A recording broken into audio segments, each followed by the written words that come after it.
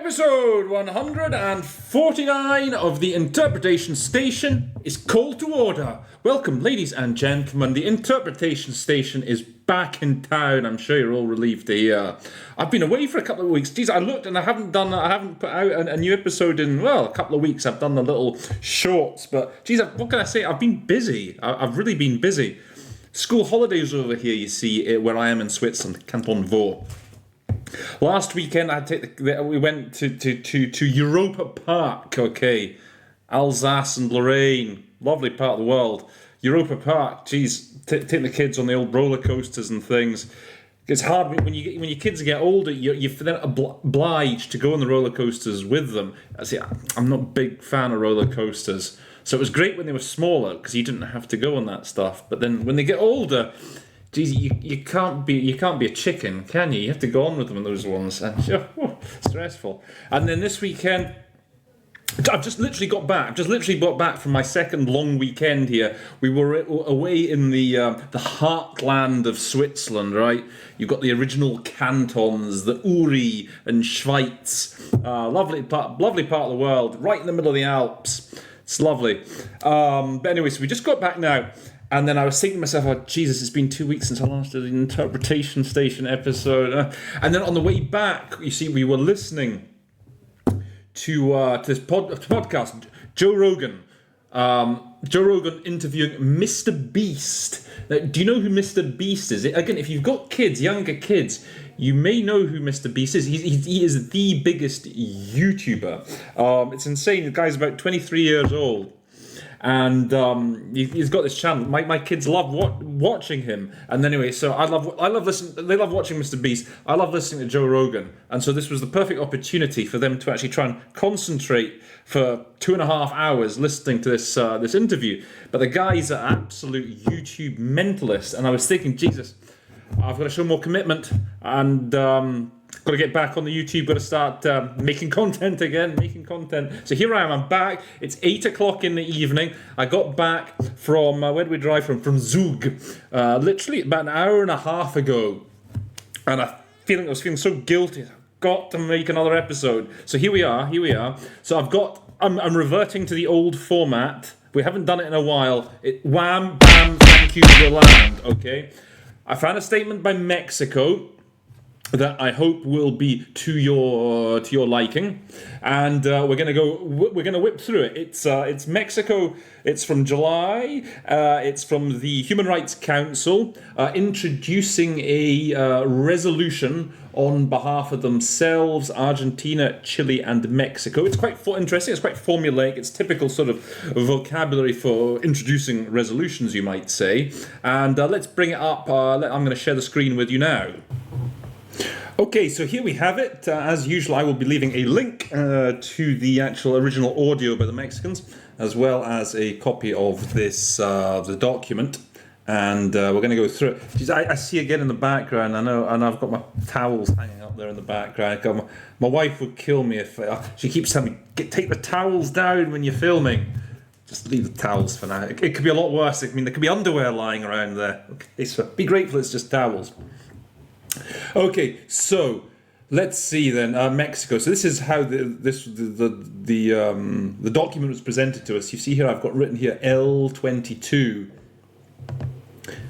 If you ever come to work at the UN, you'll know that when it's UPR time and they come, Human Rights Council time rather, and they come to adopting the documents, the resolutions at the end of the session, all those draft resolutions, they're L's, okay, L21, L22, and it's very important that you keep track of which one's which, because you know each resolution has a main sponsor, and you know that they're going to come and present the resolution and give you some of the sort of details, which is what the Mexicans do here. Okay, so let's take you through it. Okay. So thank you, and then at the end I'll do a quick site translation just to show you how I would do it, perhaps in real time. Thank you very much, Mr. President. It is an honor presentar, to present, to submit. You can also introduce. Okay, sometimes just to play around with it, because often you'll have the same delegations, the same language being used over and over again, just to make things slightly more exciting. You know, you can mix these words up. So it's not to introduce on behalf of Argentina, Chile and Mexico the draft resolution titled Elimination of All Forms of Discrimination Against Women and Girls. The text that we are submitting today, you see, presentar, we already had it twice, right? Es un esfuerzo de tres países latinoamericanos. I mean, you could say literally, is an effort by 3 Latin American countries. Maybe in English we're more likely to say is an attempt by 3 Latin American countries to continue to progress, or just to move towards substantive equality. El proyecto de resolución, okay, the draft resolution. Draft resolution being submitted for the consideration of this council, or you could almost say, if you're in a hurry, if the speaker's going fast, all this que se somete a consideración, you could just get away with saying the draft resolution before this council, okay, just to really synthesize it, is a product of a broad process of informals and bilateral meetings in which we have listened with interest, con atención. I think in English we might like to say listen with interest, or in which we've listened closely, or which we've listened with interest and apertura, openness, to the voices and perspectives or views of various countries from all regions. Our countries, honouring their firm commitment to the rights of women and girls, are working constructively, or rather this is in the past, isn't it? Trabajamos por conseguir. Work constructively to reach a text, to come to a text that reflects de manera adecuada, okay, in English maybe say which properly reflects, which duly reflects, maybe even better, the most relevant aspects for eliminating structural discrimination that continue to be faced. So, in the Spanish, okay, this is one of these little syntactical problems sometimes with the Spanish. In Spanish, they can go straight in with the verb, que continúan. In English, we want to know who's, okay, continúan enfrentándose. In English, we want to know immediately who's the subject here.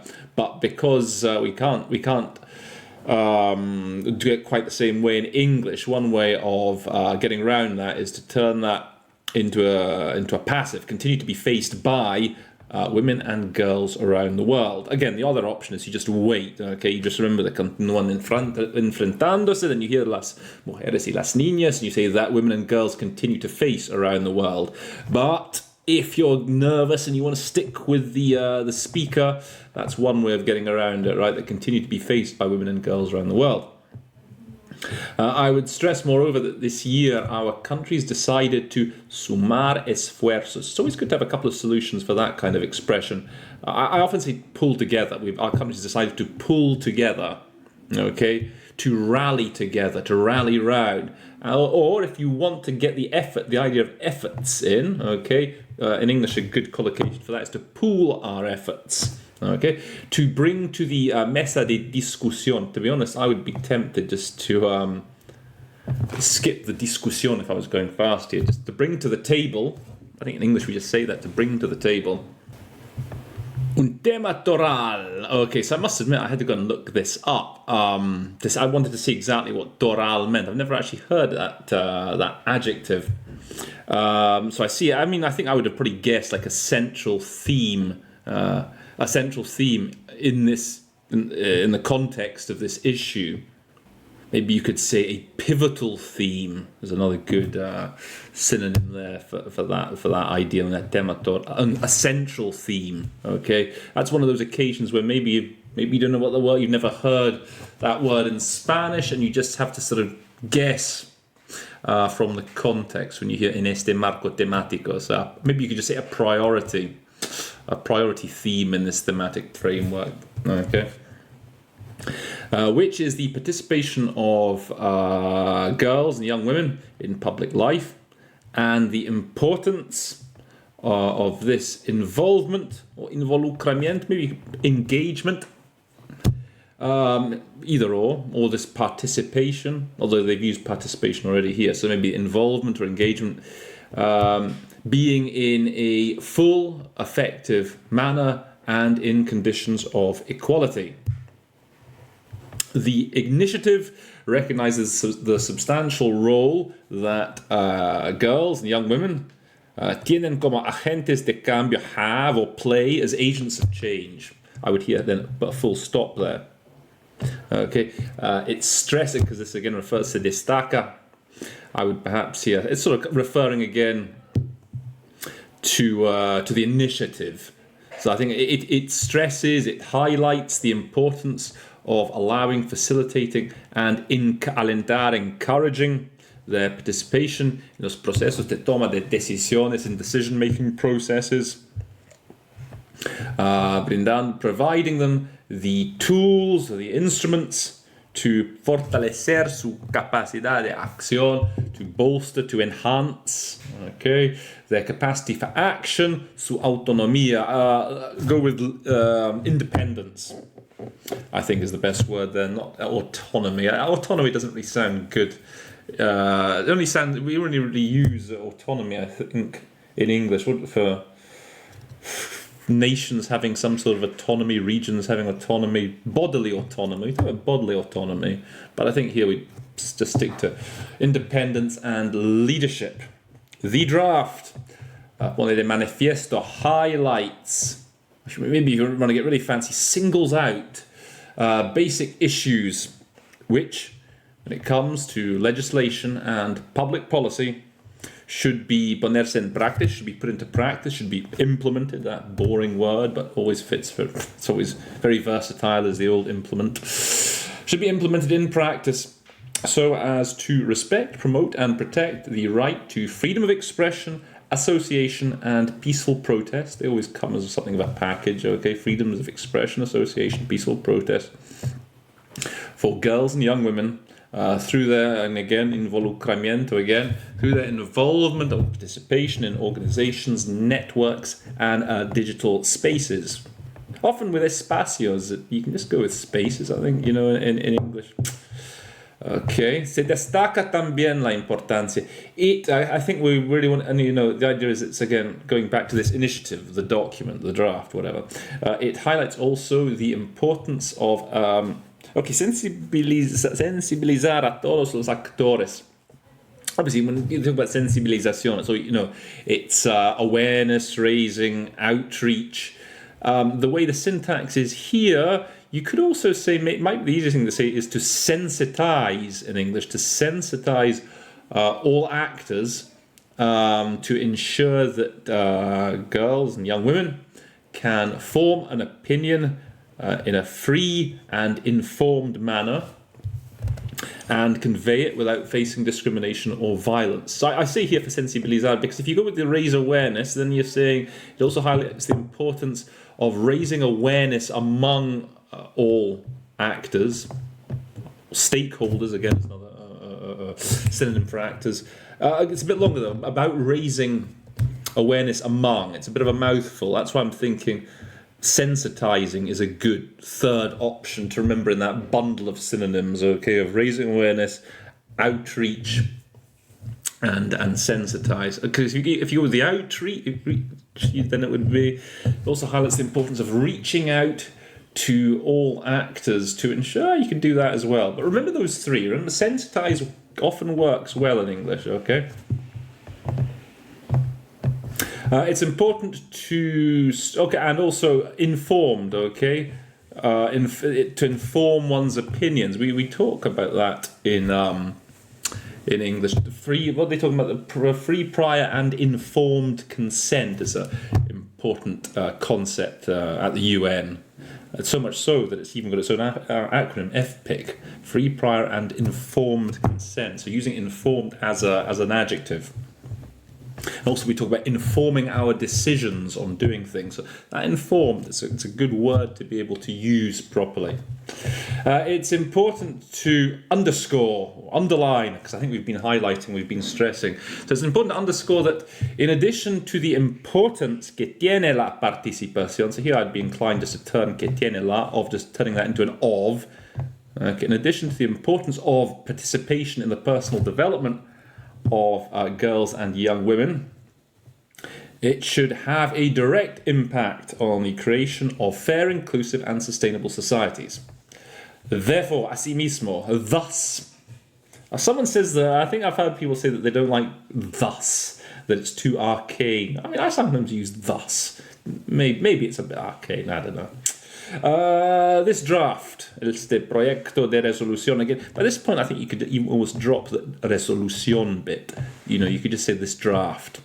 People know this whole text is about the draft resolution. So if you just say the draft, tiene como propósito. Now often when I hear that, okay, my inclination is to turn, rather than saying the draft has as its goal, sounds a bit, again, stilted in English. I will say like the draft's goal is to, okay? The draft's goal, when I hear that, tiene como propósito, I'll just turn it into a possessive in English. The draft's goal, or draft's purpose if you prefer, is to renew the mandate of the working group on discrimination against women and girls for a period of 3 years. So this isn't that easy a sentence. El grupo ha realizado una labor valiosa. Maybe you could keep it simple. Say the group has carried out valuable work. The group has done a power of work, is something we say. There's quite a high register in English that he's done a power of work. Contributing to this council having a better understanding. So this can be tricky if you're an English B. So for English A's, it's all right. There's a lot of ings here, right? So the group has done a great deal contributing to this council having. So you can say that in English. You to contribute to something having, whatever, help something playing. You got to have the ing. A better understanding of the key concepts and the challenges que deben atenderse de manera apremiante, that should be addressed urgently, de manera apremiante. I think that can be synthesized down to just urgently, or it should be addressed, should be tackled. For atenderse, another synonym there. As a priority is another way you could put that. Okay, we are grateful to all delegations and organizations that took part in the discussions actively and constructively. Both in the las consultas informales. Okay, you can say informal consultations, but also at the UN, you'll often hear them just saying during informals. Okay, that sort of, it's implicit that it refers to informal consultations. So both in informals as well as in reuniones bilaterales, as well as in bilateral meetings. Perhaps you'd even say just in bilaterals. Maybe say both in informals and in bilaterals on this draft resolution, or maybe just on this draft, really synthesize it down to the bare bones. Los promotores de esta resolución. So it's usually the sponsors we say in English. So maybe you could say promoters, but I think I would play safe and say the sponsors of this resolution. Now again, this is tricky. Buscamos que el texto fuera balanceado. Again, so this is syntax in Spanish that doesn't quite work that well if you try and replicate it in English. It sounds clunky to say the sponsors of this resolution seek that the text be balanced and reflects properly. So I would be tempted if I heard that this construction buscamos que my inclination would be turned buscamos into a noun. The sponsors of this resolution, I would maybe turn it again, similar to what I did here, okay? Tiene como propósito. Goal. I'd maybe say the sponsors of this resolution's goal is for the text to be balanced and to reflect properly. And if you really want to, and if you really if you're in a bit of a state of panic, shall we say, you could get away with just saying the sponsors of this resolution want the text to be balanced. Sometimes, I've come across that in construction quite a lot. That's this buscamos que. And I think on occasion, it's just that they want it. That's what they want, okay? They want the text to be balanced and to reflect de manera adequada. I think we had that before as well, didn't we? To duly reflect, to adequately reflect, to properly reflect the concerns and interests of all countries. We trust, confiamos en que, that's my sort of go-to solution for confiamos, en que we trust on the basis of our intereses comunes. I think I often talk about shared interests. Okay, I think that sounds maybe a little bit better than common interests, like common. On the basis of our shared interest, we can adopt, once again, the resolution by consensus. Thank you very much. Okay, so with that, very quickly, I'm just going to run through, just do a side translation, as if I was in the booth, and this was, and as if the Mexican delegate was firing this out at me. Let's see how I would do it. On your marks, get set, go. Thank you very much, President. It's an honour to submit on behalf of Argentina, Chile and Mexico the draft resolution entitled Elimination of All Forms of Discrimination Against Women and Girls. The text submitted today is an attempt by 3 Latin American countries to continue to move towards substantive equality. The draft before this council is the product of a broad process of informals and bilateral meetings in which we listened with interest and openness the voices and perspectives of various countries from all regions. Our countries, in honouring their firm commitment to the rights of women and girls, have worked constructively to reach a text that duly reflects the most relevant aspects for eliminating structural discrimination that continue to be faced by women and girls around the world. I would stress, moreover, that this year our countries decided to pool our efforts to bring to the table a pivotal theme in this thematic framework, which is the participation of girls and young women in public life and the importance that this engagement be in a full, effective manner in conditions of equality, on an equal footing. There's a good idea for en condiciones de igualdad, on an equal footing. The initiative recognises the substantial role that girls and young women play as agents of change. It highlights the importance of enabling, facilitating and encouraging their participation in decision-making processes, providing them the tools to bolster their capacity for action, their independence and leadership. The draft highlights basic issues which in the field of legislation and public policy should be implemented to respect, promote and protect the right to freedom of expression, association and peaceful protest for girls and young women through their engagement in organisations, networks and digital spaces. It also stresses the importance of sensitising all stakeholders to ensure that girls and young women can form an opinion in a free and informed manner and convey it without facing discrimination or violence.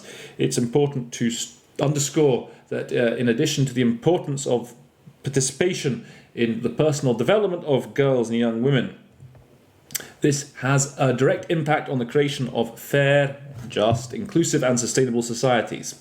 Therefore, this draft's goal is to renew the mandate of the Working Group on Discrimination Against Women and Girls for another 3 years. The group has done outstanding work contributing to this council, having a better understanding of the key concepts and challenges that should be tackled urgently. We're grateful to all delegations and organisations that took part in the discussions actively and constructively, both in informals as well as in bilaterals on this draft resolution. The sponsors of this resolution's goal is for the text to be balanced and to duly reflect the concerns and interests of all countries.